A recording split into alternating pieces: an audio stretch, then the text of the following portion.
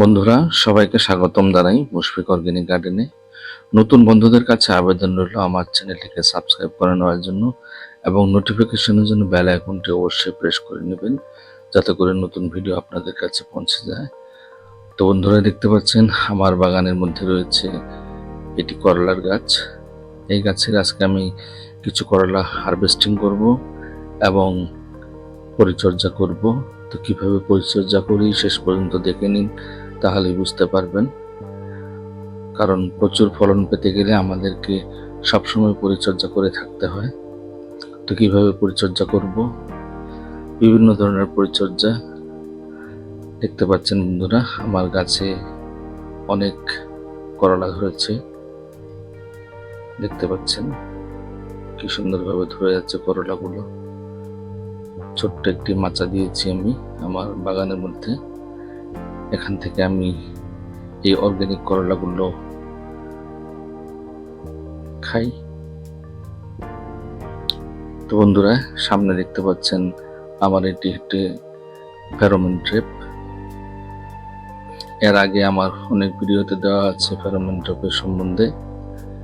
তো আমি pheromone trap লাগিয়েছি তখন থেকে আমার একটি সবজিও আর ফল ছিদ্রকারী বা সবজি ছিদ্রকারী যে সমস্ত পোকা আছে, একটা সবজিও ছিদ্র করতে পারিনি।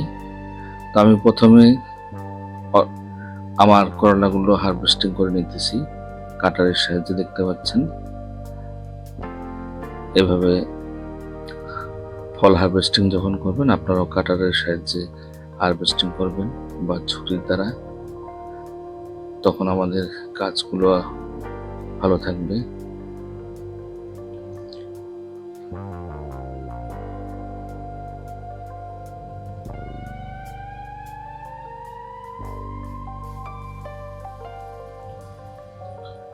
তো বন্ধুরা, দেখতে পাচ্ছেন আমার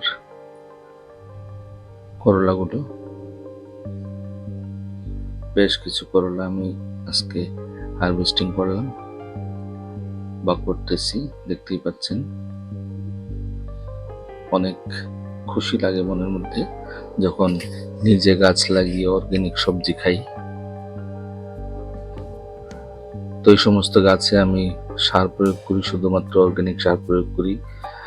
কারণ বাজারে যে সমস্ত সবজি পাওয়া যায় সেই সমস্ত সবজি সাধারণত রাসায়নিক সার প্রয়োগ করায়। তো সার প্রয়োগ করার জন্য আমি প্রথমে গাছের গোড়াটি খুঁজে নিতেছি। দেখতে পাচ্ছেন গ্রো ব্যাগে আমার গাছ রয়েছে। এই গাছের গোড়াগুলো ভালোভাবে খুঁজে নিলাম। তারপর আমি দিয়ে দিচ্ছি কম্পোস্ট সার কয়েক মুঠো। তা আপনারা কম্পোস্ট সারের পরিবর্তে গোবর সার দিতে পারেন। তারপর আমি দিয়ে দিচ্ছি এখন অর্গানিক পটাশ সার।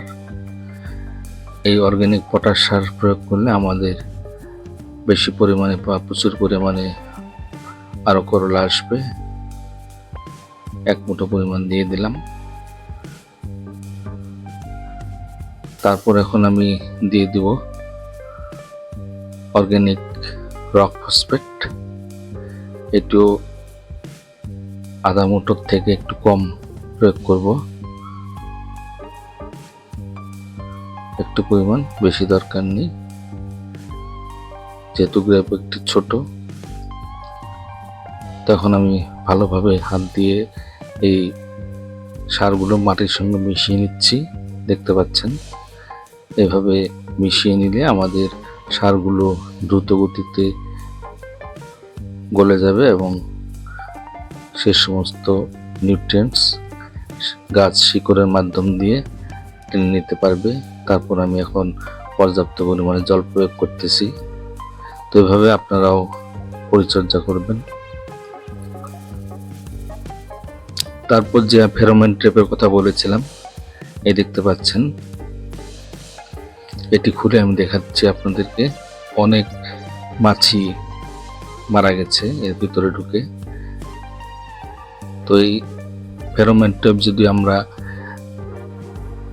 মাচার নিচে বা সবজির বাগানে বা যেখানে আমরা সবজি চাষ করি সেখানে যদি আমরা লাগিয়ে রাখি, তাহলে আমাদের একটি সবজিও আর ছিদ্র করবে না পোকা, কারণ সমস্ত পোকাগুলো মারা যাবে। তো তার জন্য আমি নিয়ে নিচ্ছি। প্রথমে আমি এখন নিম তেল প্রয়োগ করব 2 ml প্রতি লিটার জলের জন্য আমি নিয়ে নিচ্ছি। আমার জারে 5 লিটার জল আছে, 10 ml আমি নিয়ে নিব নিম তেল। তারপর কারণ কিছু হলুদ রঙের পোকা আছে, যে সমস্ত পোকা করলা গাছের পাতাগুলো খেয়ে ফেলে, আর পাতা যদি ক্ষতিগ্রস্ত হয়ে যায় তাহলে আমাদের গাছের অনেক ক্ষতি হয়ে যায়। সেই জন্য আমাদেরকে মধ্যে মধ্যেই 1 সপ্তাহ পর পর গাছের মধ্যে নিম তেল স্প্রে করে দিতে হয়। সেই সমস্ত হলুদ রঙের পোকা আর আক্রমণ করতে পারবে না, গাছের পাতাও খেতে পারবে না। তখন আমাদের গাছগুলো সুস্থ সবল থাকবে, এবং গাছ যদি সুস্থ সবল থাকে তাহলে আমরা প্রচুর ফলন পাবো। তো আমি স্প্রে করে দিতেছি, এভাবে আপনারাও স্প্রে করবেন। তো বন্ধুরা, আমার ভিডিওটি কেমন লাগলো কমেন্টসের মাধ্যমে আমাকে জানাবেন। যদি ভালো লাগে একটা লাইক দিবেন, বন্ধুদের সাথে শেয়ার করবেন। সবাইকে ধন্যবাদ জানিয়ে আজকে ভিডিওটি এখানে শেষ করে দিলাম। ধন্যবাদ।